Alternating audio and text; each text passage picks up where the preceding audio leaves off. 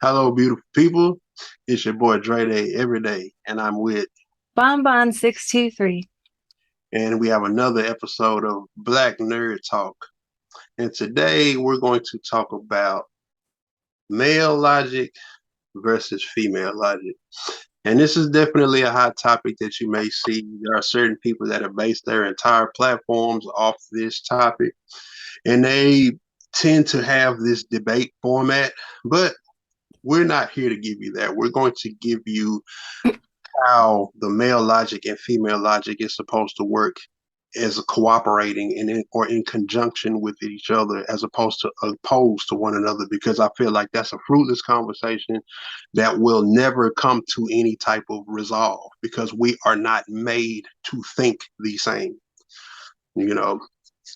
So if you know if you got it can be even stretched further, because just if someone could be the same sex as you, but if they have a different perspective than you, it does not always mean that there needs to be a war or a my idea is better than your idea. But I will let Bun Bun take the floor a little bit with because she's actually married. And I'd like to ask you, like, when you and your husband make decisions, so to speak, do y'all bring everything to each other, or do is it one of those things to where we say, okay, you're the expert at this, so you take care of this, or do y'all decide everything together? How do y'all do that when it comes to whatever type of decision needs to be made? Usually it's like a 50-50 thing. So whatever the decision needs to be, we'll talk about it. But if he knows more about the topic, then he'll kind of take the reins. Or if I know more about the topic, then I'll take the reins. But usually if it's something that affects us both, then we both talk about it. So like when we're doing interior design stuff in the house, when we're like we want to do this kind of design and we're like, okay, well how much is everything going to cost? What kind of supplies do we need? That sort of thing. We contemplate that together, but of course he's better at calculations than I am. Okay. So So he y'all actually delegate responsibility to it's like, okay, this is your strong suit, so I'll fall back. So y'all actually using it the way I feel like it should be used, Mhm. as opposed to, well, what you see on debate formats, it's almost the other is always pushing against, well, my idea is this and my idea is that. It's like, no, sometimes the other person has a great idea. Mhm. But I think, like, in a bigger scope, we've gotten so far away from, and I know this is a touchy subject for certain people, but we've gotten so far away from our roles. It is, as a man, we have a role to fulfill. As a woman, women have a role to fulfill, and it's not black and white, because different people are strong. There can be gray areas where the woman might be stronger than the man, but it's typically looked at as a male trait. Whatever works for a relationship, but at the same time, fundamentally, men have roles as protectors, women have roles as caretakers. And that's not a slug. That's just, like if you think about the act of pregnancy, women have the child growing within them for 9 months. That's a connection that the male is outside of. So generally speaking, the woman is more connected to the child than the man, because we're on the outside looking in. We tend to have to learn love from observing it from a woman. You know what I'm saying? Like, we're kind of a bit outside of love to some capacity. So with that being said, anything in a caretaking type of perspective, not to say that a man's opinion or thought process is obsolete, we have to take what a woman thinks into consideration when it comes to something of that magnitude. On the flip side, if it comes down to, the security system that a house needs to have, that will be more so something along the lines of what a man thinks, because of we'll think about the thing from top to bottom, where it'll be like, hey, we need a camera in the living room, we need a camera at the front door, and we also need something for the windows, and we also need something for the basement, things of that nature. Where like, because while we, I believe men are more violent than women naturally, because of the providing it, we have to go and hunt. So I think we're more wired violently and to attack threats. So I feel like that's just it's just in our DNA. So there will be instances where we could be too abrasive with a topic, especially a topic of love. Like speaking directly to love, men being more naturally violent, women be more naturally caretaking. It'll always be some sort of clash in that regard. Do you and your husband have I'm sure y'all have disagreements to some capacity. Do y'all have, well, I don't want you to be I don't want you to share details that you're uncomfortable with, Mm. but how do y'all deal with disagreements? I'll just put it in that and just let you kind of drive it how you. And when we do have disagreements, which is usually never anything earth shattering, Right. do what's never like we don't argue. Like we never Well, scream, argue, never raise our voices at each other. have respect for each other. It'll be maybe we need to take a moment and we'll Hmm. just go to different parts of the house or something, or we just don't really talk that much during the day because he'll be at work. I do my Right. work from home stuff, so we'll just like take the day to like chill out or whatever.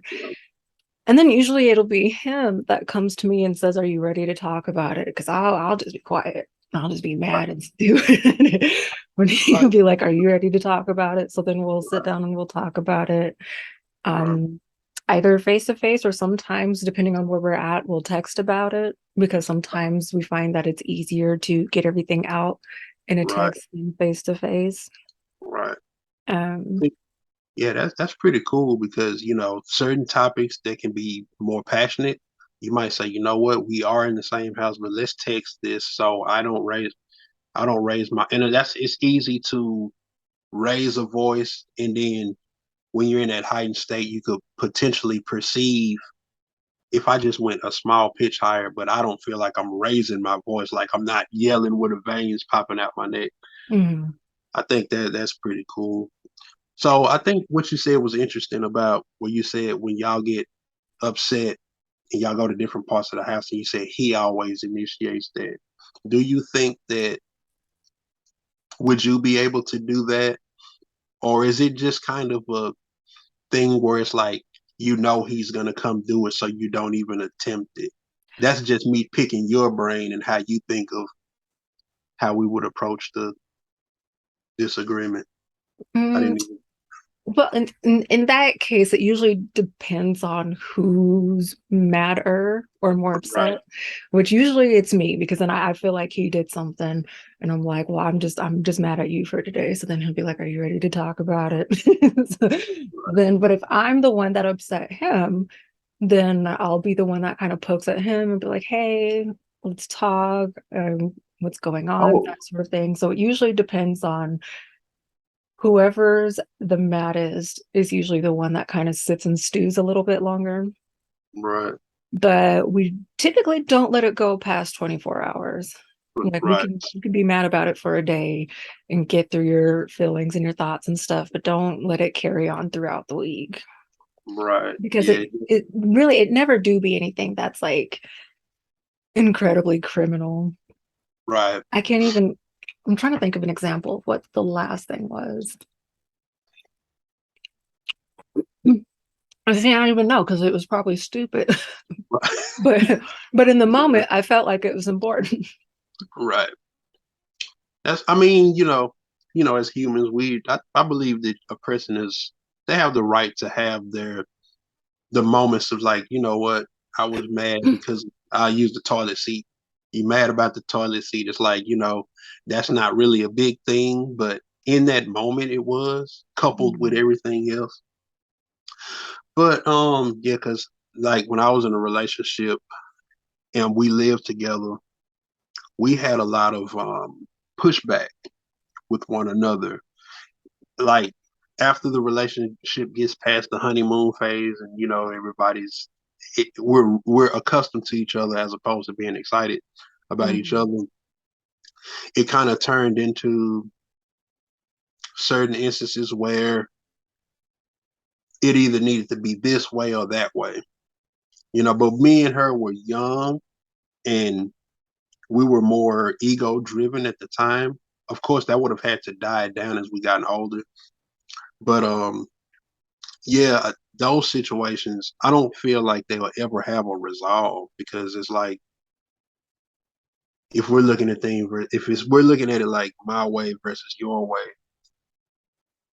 we can sit on that. We can sit on opposite sides of the fence 24/7.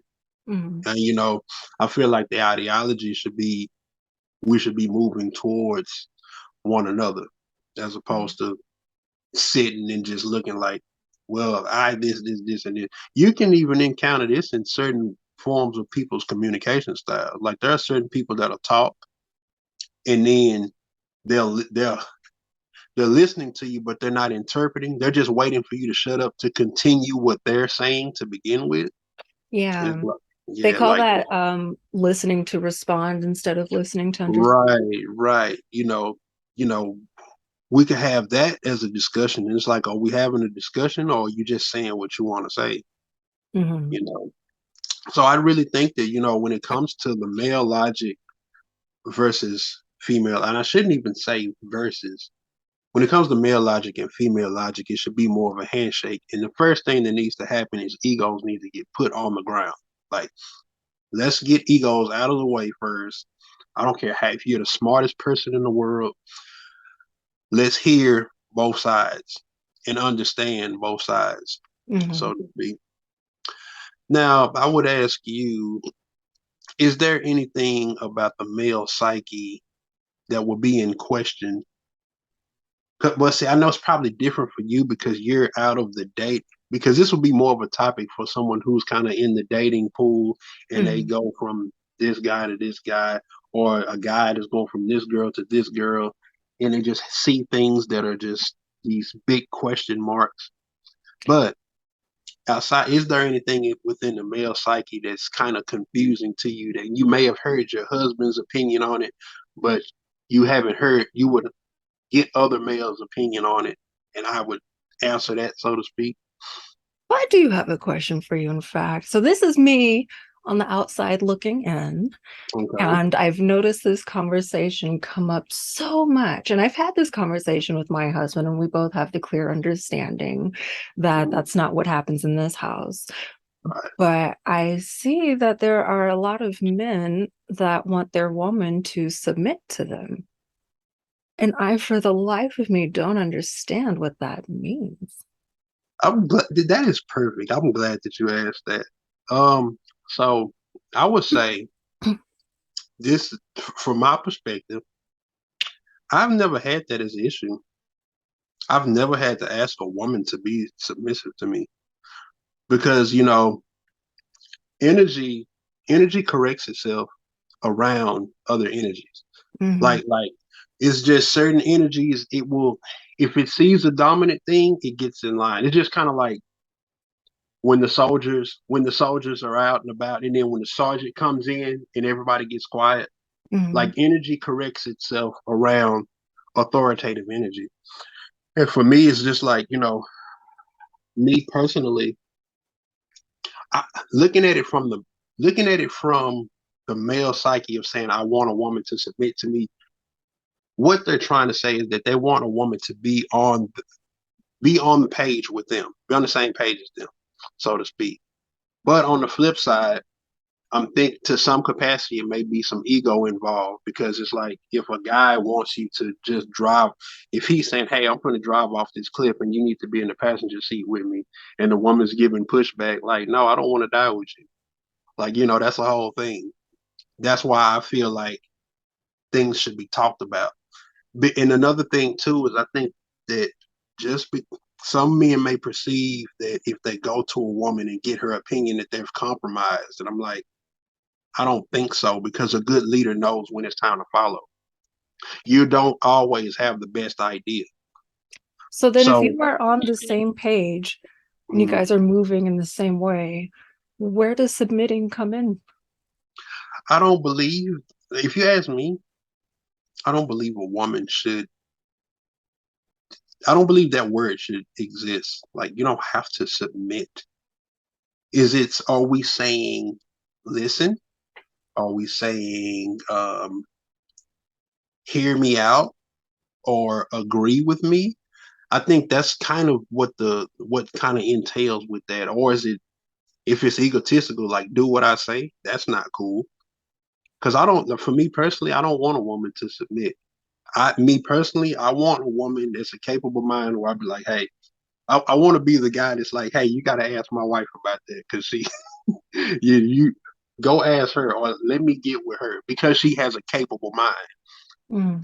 The problem, another problem too, is guys dating off only physical attraction, and you're dating women that they might be physically attracted to you and they might want you for sex, but they don't respect your thought process. That's if you date someone that doesn't respect your thought process, you've already broken mistake number one. So yeah, for me, submitting has been like I've never had an issue with having the woman that I chose to be with to listen to me. A lot of women that I attached to or attached to me, that's never a thing. A lot of people respect me for my thought process. And so from my perspective, energy corrects itself around the superior or authoritative energy. And I don't have to exude no, you gotta listen to me. It just happens. But at the same time, like I do a lot of I don't just speak without research. I listen to a lot of people. I study people. I study things. I read on the topic. So like I try to be knowledgeable of the things I'm speaking on before um I speak on them. Because a lot of dudes will be like, I'm real. And I'm like, I don't have to say I'm real. I will let what I'm saying be real enough to speak for me. You know what I'm saying? So it's just about being knowledgeable of what you're doing, what you take on, and you just you got to do the due diligence. To be the man, you got to do the due diligence to be the man and not just want to be the man because it's you. You actually have to embody the character. You know what I'm saying? And I No, think a what lot of, is be the man? What is so being a man? what is being, well, I'm not going to go into the gender things, but it's just like be on top of your shit. Whatever it is that you do. Like as the basketball player, if you want to be the man, do the work. Be the Mm. best basketball player you can be. If it's a football player, be the best football player you can be. If it's mechanic, be the best. Do the work. Don't Mm. just play around with it. Study it. Learn it top to bottom to where it's like I'm among the top. I may not be the top, but I'm among the top. Because, like I said, we can have these things like, oh, well, I'm the guy. It's like, you don't got a job. You're not trying to get a job. You're not doing anything towards building yourself up Mm. versus a guy that's looking, always looking for that next potential financial break or always looking for the best place to stay and making better decisions. So that's my definition of being a man is do the work and move towards that person that you just think you embody just because you actually do the work to move towards that. Mhm. Yeah, that's my thing because it's like my version of being a man and your husband's version of being a man. It'll be two different things. Not that one comes above the other, but what'll end up happening is the energy that aligns with your ideology of being a man. You say, okay, as a woman, you say, I want this guy, and then another woman will be like, well, I want this guy. So that's why I said with the energy, it corrects itself, or it'll be like, you know what, I seen this, but I like that, or Mm. I like this a little bit better than that. Mm. That's why I think being an individual is what's dope. Because if you got everybody trying to be the same person, Now everybody's sitting up looking like, oh, okay, well, I want these a bunch of people will be shooting at one person. And it's Mm. like, where's the diversity in that? You know? I do So think it's interesting that there's some studies out there saying that a lot of men are more lonely these days. yeah, because man, the whole social media, I've seen it. Social media can really have a hard. It's a harder reality check than actual reality to some capacity, especially if you're a person that lives in your mind. Because like as a guy, what a lot of women may not understand, even if it's the most attractive guy, we deal with a lot of rejection Mm. versus just based on the natural order of things. Like men tend to throw themselves at women. Like it doesn't even take nothing. You might go out and check the mail and somebody might have stopped their car. You know what I'm saying? Or you're going to the gas station and somebody, two or three people are flagging you down. Men, we don't get that type of attention because a lot of women feel like a man is supposed to say something to them. We'll go and we'll get a look. I've noticed that women they will keep like, let's just say for instance, we're walking past each other. They'll make the eye contact, but as soon as we go past each other, there's no look back. The guy typically looks back. You know what I'm saying? And I've had this discussion with some of my lady friends. Like, yeah, I can size him up, and it's not going to be any gawking. So, what I would ask you is, I don't know if I want to ask that. I mean, I know that you potentially find other men attractive, but if you could think back to your days when you were um, dating or however, I don't want this to be disrespectful to your husband, No, you're fine. but but how would you have sized the guy up in passing, or if he was to approach you, if you could put yourself back in that thought process, what are the things that kind of matter on an initial approach? Or you Mm. could you what did you like about your husband when you first met him, as to Oh may say, you know what, gosh. this is the guy I'm gonna go with. We could do that. He's kind of an outlier, actually. We Mm, can definitely get into that later. But okay. typically I would say, 'cause, just because I'm married doesn't mean that I'm blind. I mean, I can still see Right, right, people right. I get it. um, and be attracted to people and whatnot. I just wouldn't pursue it. Right. But But if I'm just sizing someone up on the street, so like if we're walking by and I see him, I would immediately take in his appearance, of course. Like, does he look hygienic? Does he look like he showered this week? Does he right. look like he brushes his teeth and washes his face and things of that nature? And you can kind of get a handle on that when you're coming towards someone. Um, Especially if that smell is a thing. yeah. So if I'm looking at him and I'm like, okay, he looks like he's clean, he bathes, takes care of himself. Then I would maybe note how he's looking at me, if he's looking at me at all. Right, So if he's not looking at me, that's fine. But if he's kind of looking at me with that like hungry stare, now I'm nervous. right, Like now we've turned a corner.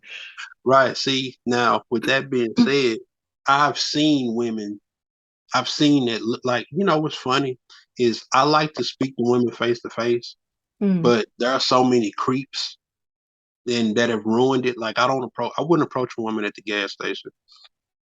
no. And because it's like we're gonna be here for all of 10 minutes. I might be on pump 7, you might be on pump 1. What do I look like running over here to you? And it may be at night.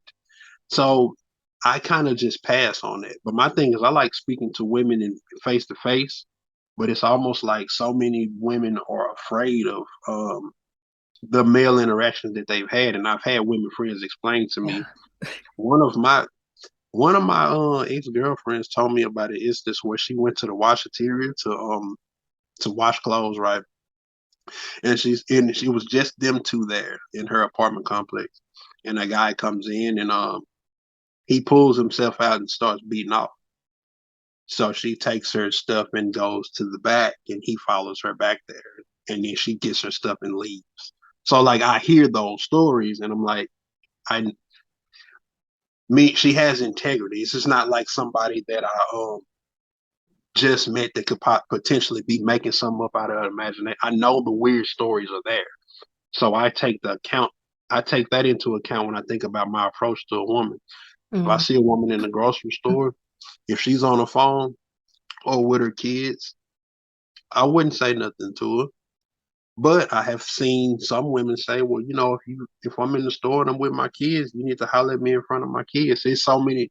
This really would be benefit from being a group discussion, so we would mm, get multiple points of ideologies. But for me as a guy, I'm like, I'm not gonna speak to you when you're on the phone because that's giving off, okay, I'm occupied, so to speak. But then I don't want to walk up to you with your kid because who is this strange man? I'm thinking about your kid.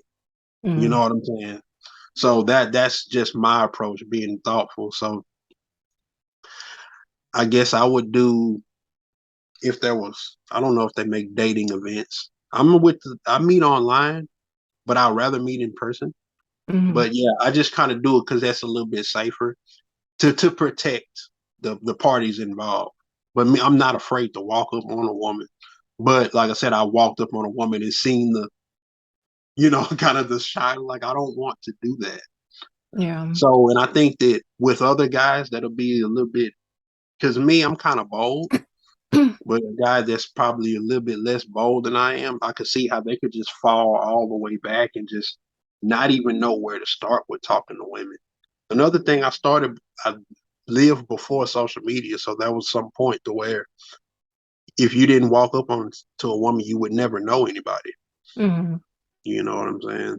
So I think it's generational, and it's probably getting worse because we have all these social apps, and then now you can log into TikTok and see, hey, a guy, a guy's being creepy because he said something to me in public, and it's like there was a point in time when that was the only way to meet new people, but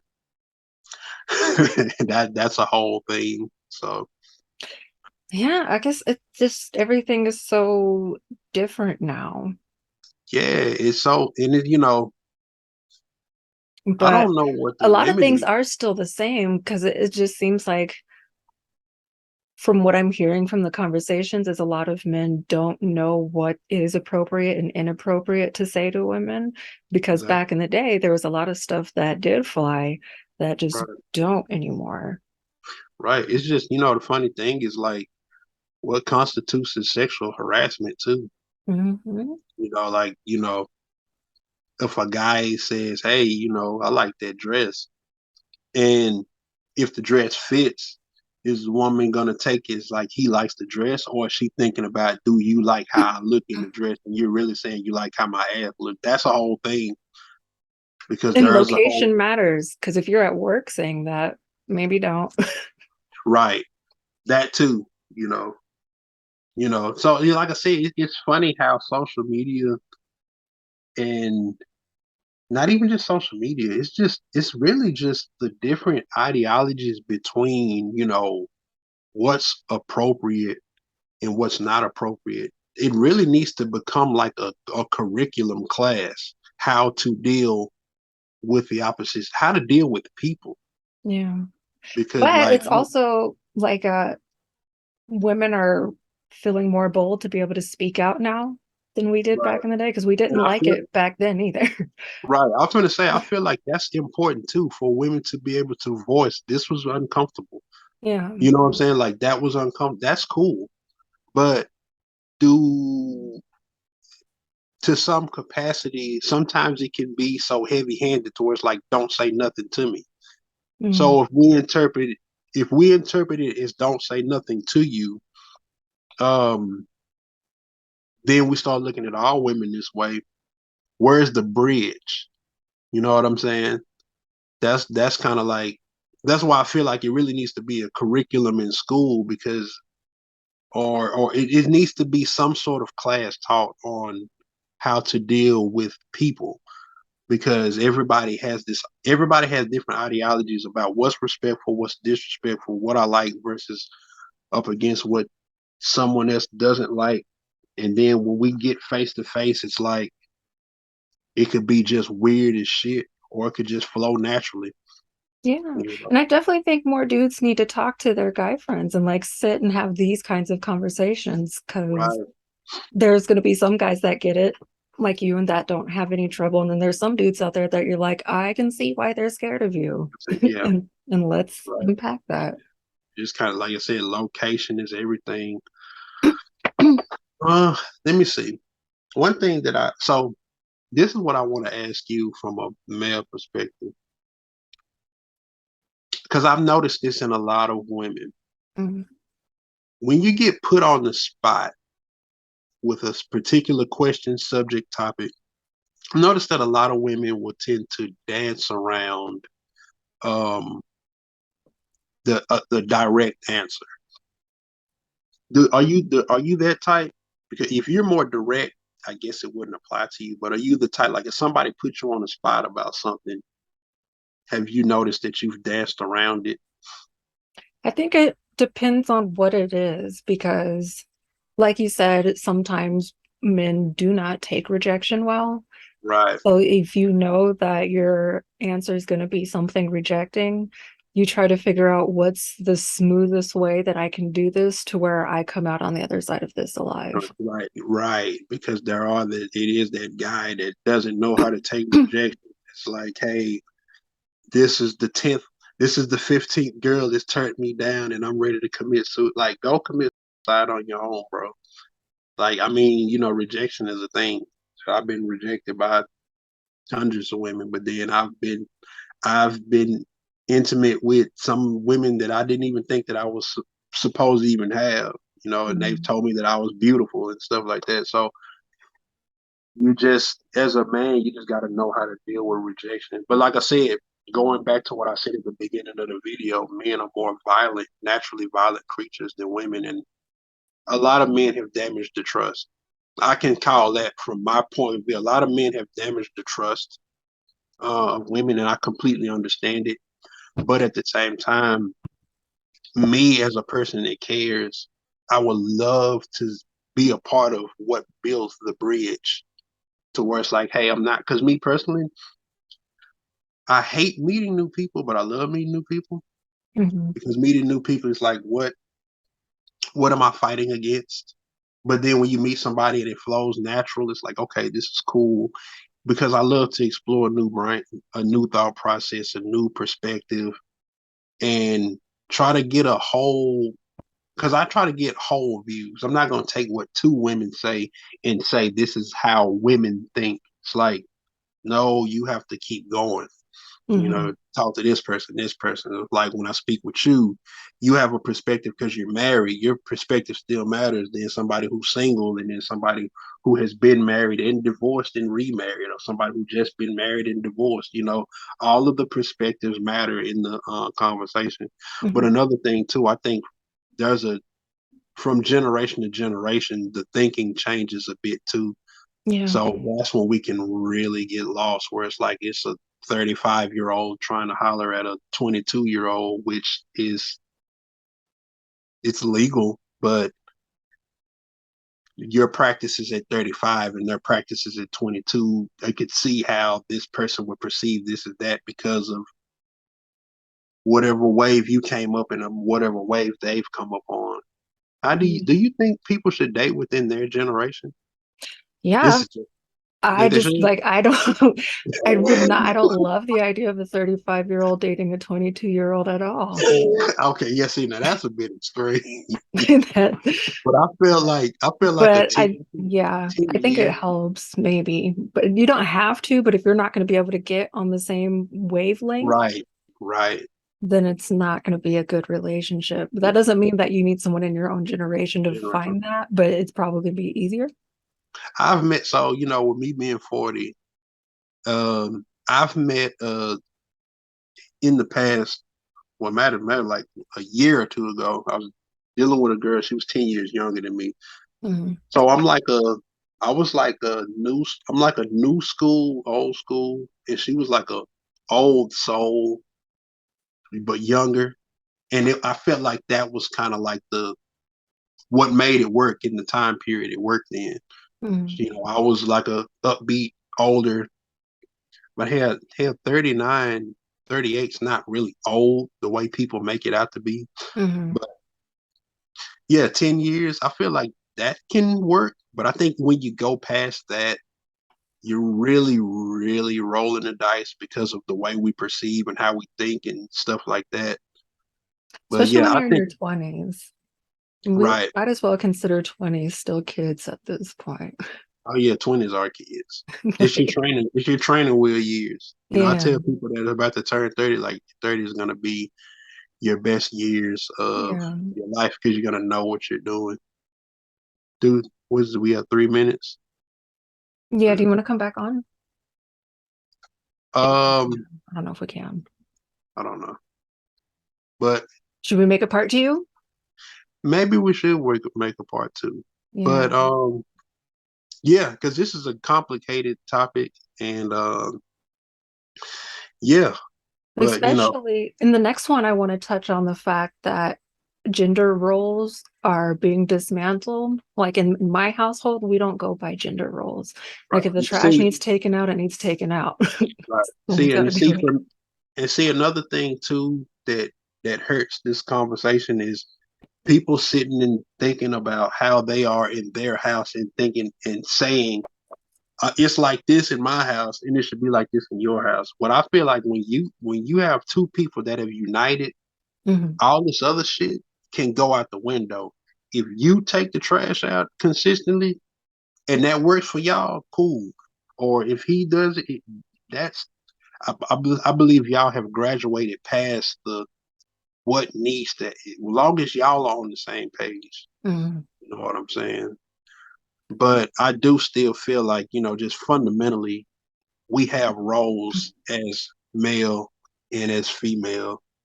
That core fundamentals, not not every single topic or thing. It's like they're just a core set of fundamentals that we bring to the table as what we actually are. Hmm. But See, I have a rebuttal for that, so we'll do that next time. next one, okay, yeah, cool. I guess we will make a part two. All righty then. Until next discussion, we maybe should make longer videos. Maybe might be getting to the Well, we'll point. need to upgrade at that point, but Right. Okay. Well, it's been this episode of Black Nerd Talk. But what do you think about the subject of male logic versus women logic? What do you want? Let's talk about it in the comments and extend the deal, and we'll probably potentially respond to it. See what you guys thinking. all right. All right. Peace out. Till 2 weeks, whatever. Bye.